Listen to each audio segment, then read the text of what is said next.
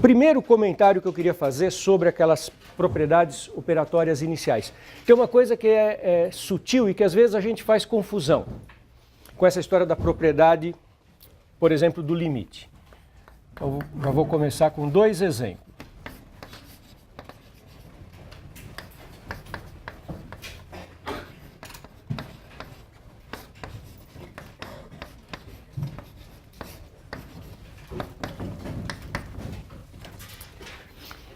Peguei a mesma sequência básica, 1 mais 1 sobre n. Num caso, elevei o expoente 5, no outro caso, elevei o expoente n. Tem uma diferença fundamental nessas duas situações.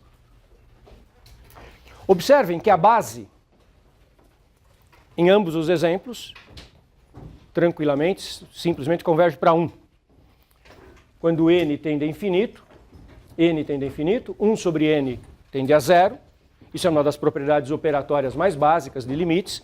Se um limite tende a infinito, quando você toma 1 sobre, se alguma coisa tem limite infinito, quando você toma 1 sobre, o limite é 0. Somado com 1, uma tem limite 1, a outra tem limite 0, o limite da base é 1 em ambos os casos. A diferença é que o primeiro exemplo é 1 mais 1 sobre n elevado a 5, e no outro é elevado a n. E sabe qual que é a diferença? No primeiro caso, eu tenho uma quantidade fixa de termos. 1 mais 1 sobre n elevado à quinta, claro que normalmente a gente não fica escrevendo isso, mas só para concretizar bem. Isso aqui é 1 mais 1 sobre n 5 vezes. Claro? Então, como é uma quantidade fixa de termos, eu posso usar o teorema que diz que o limite do produto é o produto dos limites. Sendo bem explícito, o limite do produto é o produto dos limites. Se eu tenho 5 termos, então o limite do produto dos 5 termos é o produto dos limites de cada um dos 5 termos. Como cada um dos 5 termos tem limite 1, o limite do produto é 1, porque é 1 vezes 1, 5 vezes, porque eu tenho 5 parcelas. Então esse limite é 1. Porque o número de parcelas é fixo, 5. No de baixo, o número de parcelas não é fixo. O número de parcelas cresce. Então eu não tenho como dizer que o limite do produto é o produto dos limites, porque seria o limite do produto seria o produto de quantas parcelas? Esse número não é determinado. Então eu não consigo aplicar nesse exemplo o produto do limite e o limite do produto. E esse limite não é 1. Esse limite vocês conhecem? Uma sequência famosa? Quanto que é esse limite? E. Não é correto, e esse é um erro muito frequente, não é correto fazer o seguinte raciocínio. Primeiro eu passo o limite da base e depois o limite no expoente. Se eu fizesse isso, mas eu estou dizendo, está errado. Se eu fizesse isso, eu faria limite da base 1. 1 elevado a n, agora faz o limite com n, dá 1. Mas essa resposta está errada, a resposta não é 1. Estão percebendo como isso é sutil? É tentador fazer isso. Muita gente faz esse erro com frequência, mas está errado. Não é verdade que eu posso fazer o limite da base primeiro e o limite do expoente em seguida. Quer dizer, não pode, é errado se eu fizer algo na seguinte ordem. Primeiro eu passo o limite aqui na base, fica 1 elevado a n, depois eu passo o limite no expoente n, tenderia a 1. Está errado, não é esse o valor do limite. Por quê? Porque o número de parcelas não é fixo. Está claro essa minha preocupação? Que não sobre dúvidas quanto a isso? Como que calcula esse limite? Isso é uma outra pergunta, é elaborada a resposta dessa pergunta, não vou fazer agora. Para mostrar que esse limite existe, é preciso mostrar duas coisas. Primeiro, que essa sequência é crescente, Segundo, que ela é limitada. Concluir que existe o limite. Aí a gente dá um nome para esse limite e começa a estudar o valor do limite. É assim que nasceu o E. O número E nasce deste jeito. Primeiro a gente prova que a sequência tem um limite, porque ela é crescente e é limitada superiormente. E aí começa a trabalhar com esse limite. Isso que eu acabei de explicar está claro? Podemos continuar? Fazer algumas aplicações dessa sequência com o E.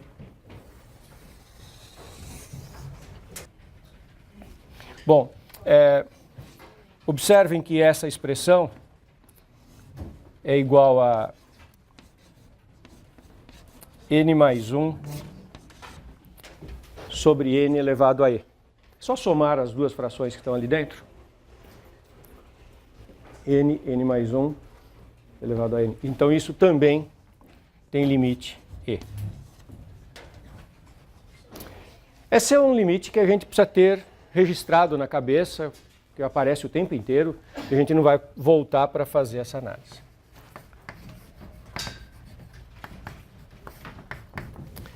E esse limite? N sobre n mais 1. Esse limite, elevado a n. Se eu não puser o n, quanto que é o valor do limite? Aí não tem expoente nenhum. Aí é 1. Porque a de cima tende a 1, a de baixo tem... A de cima tende a infinito, a de cima tende a infinito. Então é uma indeterminação. E a gente pode usar a função usando o L'Hopital e concluir que dá 1, derivando, né? Porque é um polinômio em que o grau de cima é igual ao grau de baixo, então o limite é... Mas eu quero com n. Limite de n sobre n mais 1 elevado a n. Isso é... E também?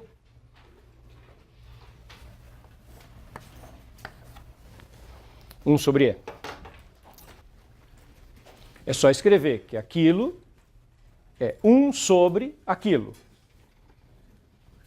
É só escrever que n sobre n mais 1 elevado a n é igual a 1 sobre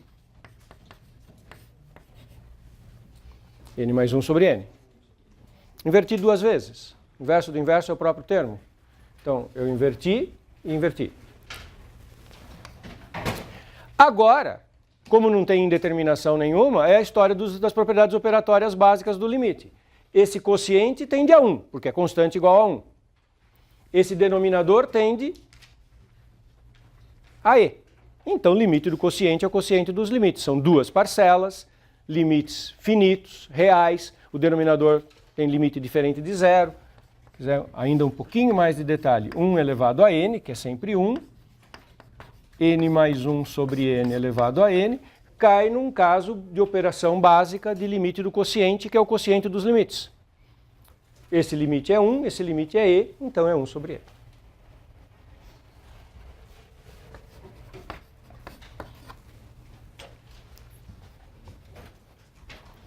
Estão percebendo como que essas propriedades vão se...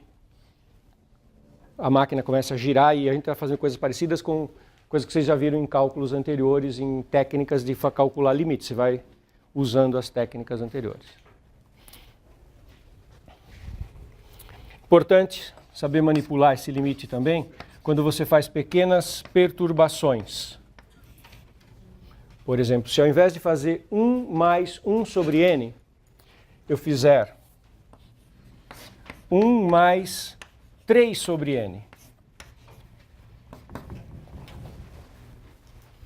Será que esse 3 altera o valor do limite?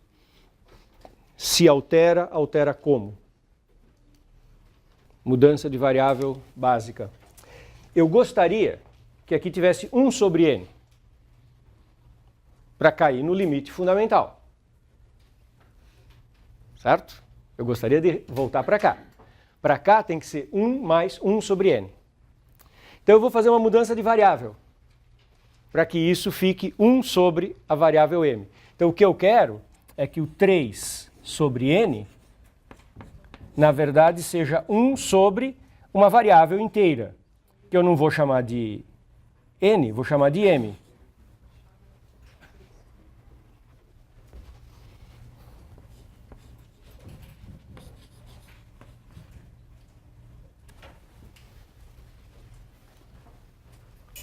m é n sobre 3. Esse m pode até não ser inteiro, não tem importância, é uma variável. O que me importa é que isso me permite escrever limite. Quando este n tende para infinito, este m, que é n sobre 3, também tende para infinito. Então, limite para m tendendo a infinito, 1, 3 sobre n, 1 sobre m. E o n? 3m.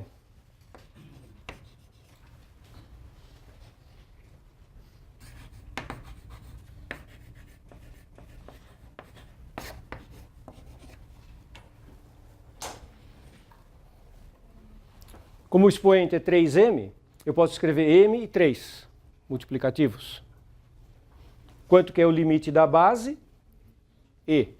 Quanto que é o limite que eu tinha perguntado? E ao cubo. Ah, errei na numeração.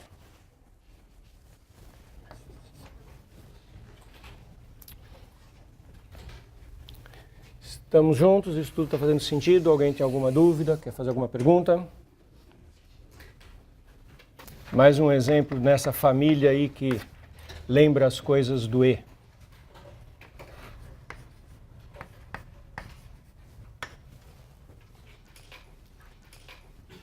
Não é porque lembra as coisas do E que tem que ter algo a ver com E. Desculpe, aqui não é M, é N, é o mesmo natural.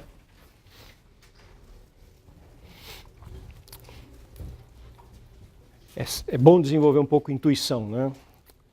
Antes de fazer qualquer conta, antes de fazer qualquer coisa rigorosa. Vamos olhar um pouquinho para essa expressão. A base tende para quanto? Pensa na experiência de vocês com limites de funções, polinômios, quando você tinha limites de 2x mais 1 sobre 3x mais 2 com x indo para infinito. Para onde que isso tende? 2/3. Você observou que aqui a base tende para 1, né? A base tende para 1 é uma indeterminação. A gente não pode falar muito o que acontece quando o n tende para infinito e a base tende para 1. A base tende para 1, o limite é 1. A base tende para 1 e o limite é e. A gente não tem uma resposta única, mas espera aí. Se a base tende para 2/3, à medida que esse n vai para infinito e eu tenho algo cuja ordem de grandeza é 2/3 e que está elevado a expoentes crescentes, o que se espera que ocorra com uma potência em que a ordem de grandeza da base se aproxima de 2/3 e o expoente está indo para infinito? Para zero. A intuição diz que isso vai para zero. Tá certo? É diferente quando a base tende para 1, que a gente fica numa situação do tipo indeterminação. Aqui nós não estamos numa situação do tipo indeterminação. Nós estamos numa situação do tipo a base é 2/3. E essa é a resposta certa. Isso tende para zero. Agora, como ter certeza? Como fazer uma redação precisa disso?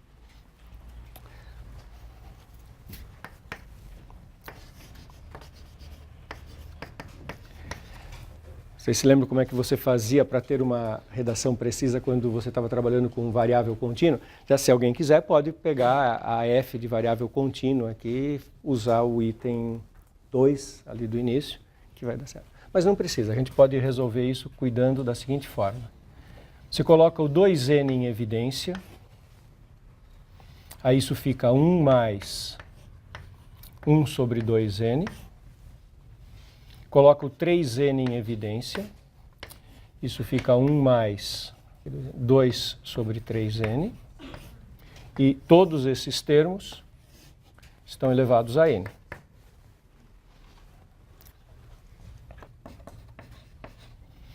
Esse n cancela, você tem uma base 2/3 elevado a n,